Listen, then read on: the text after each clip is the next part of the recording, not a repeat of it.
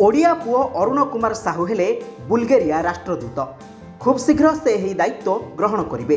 एने विज्ञप्ति प्रकाश करिछि भारत सरकार वैदेशिक व्यापार मंत्रालय। 1996 ब्याचर यह आईएफएस अधिकारी वर्तमान वैदेशिक मंत्रालयर अतिरिक्त सचिव भाव दायित्व तुलाउछन्ति। पूर्वरु अरुण केंद्र यूरोपीय जुग्म सचिव एवं कानाडार उप उच्चायुक्त दायित्व सफलतार सहित तुलाई सारिछन्ति।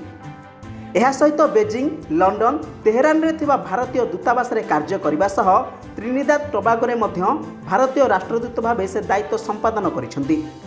एपटे यह खबर प्रचारित होगा पर ओडिशारू श्रीजुक्त साहू निकट को शुभेच्छार सुओ छुटी। विशेषकर देवगढ़ जिला गोहिरा डैम निकटवर्ती पैतृक ग्राम कंसर ठारे खुशीर लहरी खेली जाइछि।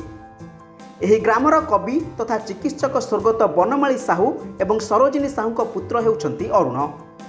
श्रीजुक्त साहू विचक्षण कूटनीतिज्ञ हेबा सह जड़े सुलेखक मध्य। उभय ओडिया एवं इंग्राजी रे से खूब सुंदर गल्प लिखि पारंती।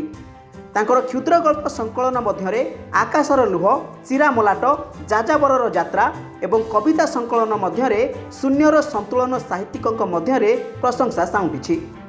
सेहिपरि Trinidad and Tobago a diplomat's cultural expedition, iguana and other poems आदि इंग्राजी रचना पाठकों निकट में आदृत होइछि। यह व्यतीत अरुण कुमार साहूकर आउ एक परिचय मध्य रही। छात्र छात्री को ओडिया भाषा मनस्क करने उद्देश्य से प्रतिवर्ष मातृभाषा प्रबंध प्रतियोगिता आयोजन करुछन्ति, जहाँ डॉक्टर बनमाली साहू स्मारकी प्रबंध प्रतियोगिता नाम परिचित। Bureau report, mobile news 24x7।